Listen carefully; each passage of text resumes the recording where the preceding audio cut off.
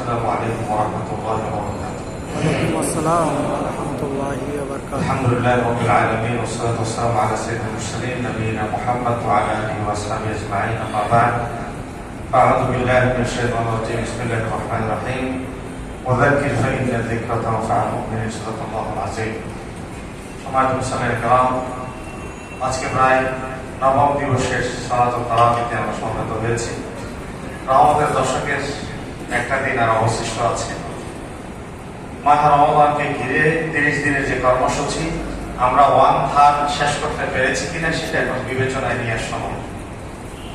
আজকে আমরা যে বিষয়টা নিয়ে কথা বলবো, গতকাল নামাজের ফরজের ব্যাপারে কথা বলতে গিয়ে বলেছিলাম শরীর পাক এবং পবিত্রতার ব্যাপারে, প্রস্রাব থেকে পবিত্রতা এবং পবিত্রতা কি কি ধরন হতে পারে, ঢিলাকুলুপ দিয়ে পবিত্রতা এবং পানি দিয়ে পবিত্রতা। অপবিত্রতা দুই ধরনের, নাজাসাতে গালিজা, নাজাসাতে খাফিফা। নাজাসাতে গালিজা যেটা বড় ধরনের পবিত্রতা প্রয়োজন হয়, অর্থাৎ গোসলের প্রয়োজন হয়, আর নাজাসাতে খাফিফা যা ওযুর মাধ্যমে পবিত্রতা অর্জন করা সম্ভব হয়। সেটা আমরা কম বেশ ভালো করেই জানি, এই জন্য তার ক্লাসিফিকেশন এখানে আর ব্যাখ্যা করে বোঝানোর দরকার নেই। নাম্বার 2, কাপড় পাক। আমরা আমাদের পরিধেয় বস্ত্র পবিত্র করা, এটা নামাজের ফরজের অন্যতম একটা দিক। শরীর পাকের আরেকটি অবিচ্ছেদ্য অংশ কাপড় পাক, কারণ কোন মানুষ বিবস্ত্র থাকে না। বিবস্ত্র যেহেতু থাকে না, তাহলে শরীর পাকের সাথে অনেক সময় এটা কাছাকাছি পর্যায়ে পৌঁছে যায়।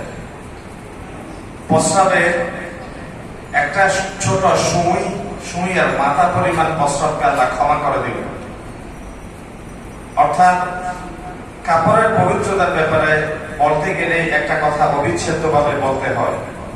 কয়েকটা জায়গায় প্রস্রাব করা নিষেধ। তার প্রথম ব্যাপার হচ্ছে যেদিক থেকে বাতাস আসছে সেদিকে হয়ে প্রস্রাব করতে বসা নিষেধ। নাম্বার 2, নিচে জায়গায় বসে উপরে প্রস্রাব পরে এমন জায়গায় প্রস্রাব করা নিষেধ।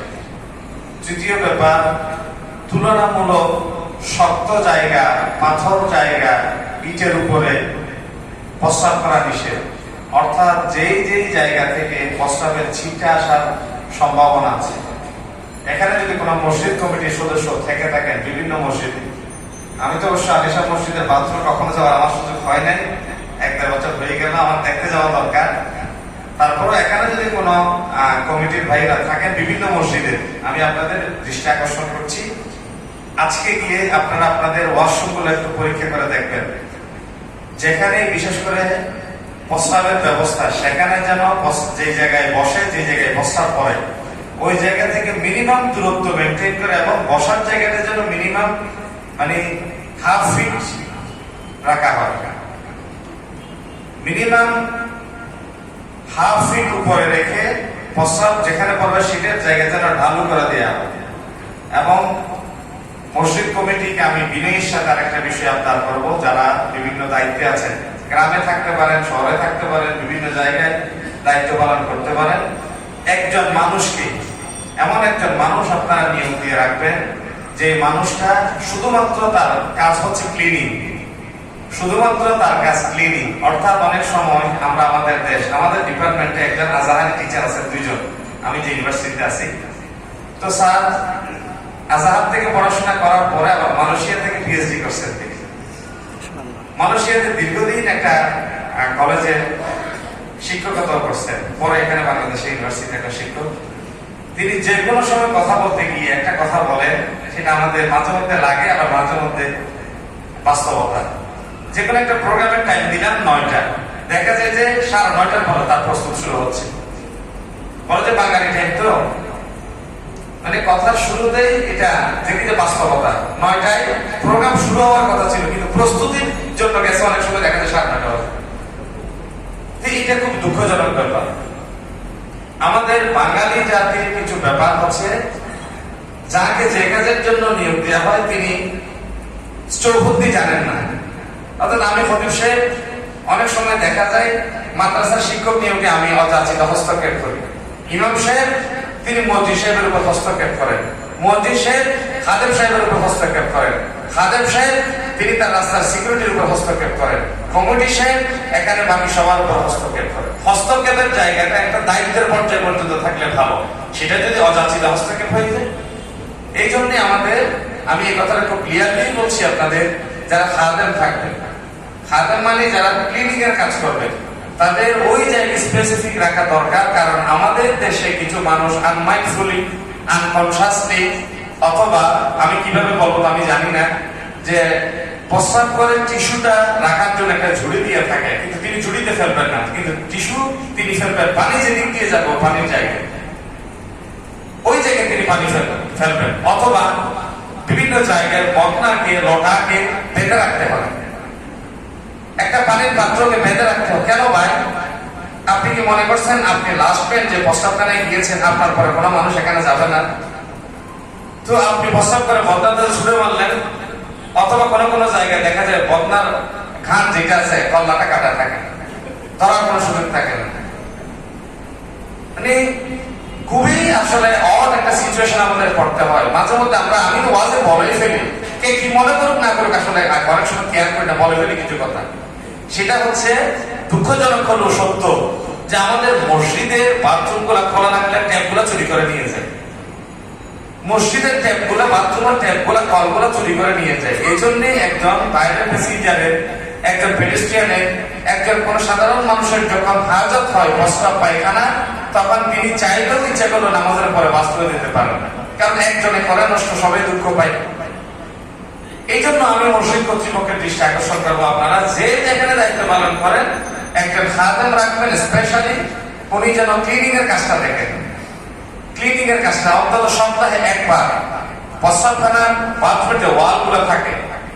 আমি অবশ্যই মসজিদ সাহেবকে দিয়ে কাজটা করার পক্ষে নয়, এটা মসজিদ সাহেবের কাজ নয়, এটা আপনাদের চতুর্থ শ্রেণীর এই কাজের জন্য উপযুক্ত, তাকে দিয়ে কাজটা করা হয়। আবার খতিব সাহেব ফতোয়া দিয়ে দিচ্ছে, এই জন্য আজকের থেকে বুঝতে আপনারা ইমাম মসজিদকে দিয়ে কাজ করতে বাধ্য করাবেন। আল্লাহর ওয়াস্তে হাত জোর করে বলছে, এই কাজটা ইমাম মসজিদকে দিয়ে করাবেন না, কারণ মসজিদ সাহেব হযরত বেলালের প্রতিনিধি, বেলালের প্রতিনিধিকে দিয়ে আপনি কাজ করাবেন না। তবে পলিশা হুজুর কি করতেন না পটিয়া মাদ্রাসায়? করতেন, এটা যার সঙ্গে। আমি আমার মাদ্রাসায় ছাত্রদের মাধ্যমে, যেমন আজকে আমার মাদ্রাসায় ইফতারের সময় আমি জাস্ট একটা ক্যাজুয়াল ড্রেসে আমি মাদ্রাসায় হেঁটে আসছি ইফতারের সময়, এটা আমার ভালো লাগে। যেদিন বাইরে ইফতারের দাওয়াত থাকে না, আমি আমার ছাত্রদের গ্রুপ গ্রুপ করে বসাই, একবার কোনো থালা থেকে খেজুর নিই, কোনো থালা থেকে একটা বেগুন নিই, কোনো থালা থেকে একটু, এটা আমার সক্রিয়তা। পরে দেখলাম যে বাচ্চারা শরবত ফেলছে, ওখানে দেখি যে একটা কাপড় নিয়ে এসে আমি মুছে দিচ্ছি। বাথরুমের সামনে দেখলাম যে পাপুস নাই, ওখানে বাচ্চারা ময়লা করে ফেলছে, আমি একদম ইফতার করে বাচ্চাকে কেন উঠাবো? আমাকে লেজ বাজাইছে যে আমি প্রিন্সিপাল হয়ে গেলাম, তা আমি ওখানে নিজে পরিষ্কার করে দিই। কই কোন মসজিদের সভাপতি করুক তো, তার ব্যক্তিত্বে থাকে না, এটা সভাপতিটা থাকে না। আমি সভাপতি, আমি দায়িত্বশীল, আমি মতুয়াল্লি, আমি শায়েস্তার বিশ্বাস, কেন আমি এই কাজটা করতে যাব? বাঙালি বলে একটা কথা, এটা আমাদের ইহুতে নিয়ে ফেলি, ইগোস্টিক ব্যাপার। সিঁড়ি দিয়ে উঠতে উঠতে ছোট বাচ্চাদের মাদ্রাসা, কেন ভাই একটা টিস্যু ফেলছে, আমি নিয়ে ঝুড়িতে ফেলে, সমস্যাটা কোথায়?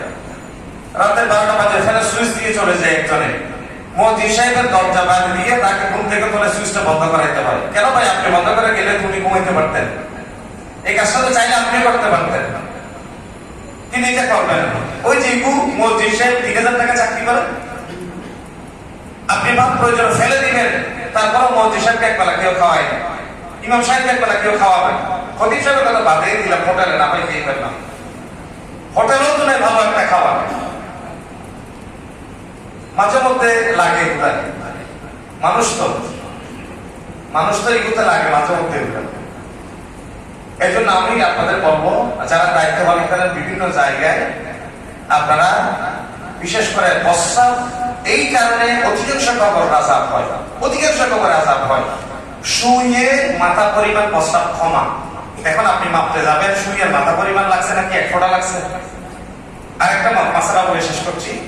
একজন ভাই গতকাল আমার কাছে প্রশ্ন করছেন, কিছু মানুষের রোগ আছে, অনবরত প্রস্রাব চলে, তিনি প্যাম্পার্স করে থাকেন অথবা কোনো একটা উনি ব্যবস্থা নিয়ে থাকেন, ওই ব্যক্তির জন্য ফতোয়া হচ্ছে, যতক্ষণ যেমন ইনি এশার নামাজ পড়তে আসছে, উযু করে প্রস্রাব ঝরছে, সালাতুল তারাবি, সালাতুল বিতির শেষ, সালাম ফিরে না, উনি আবার অপবিত্র হয়ে গেলেন।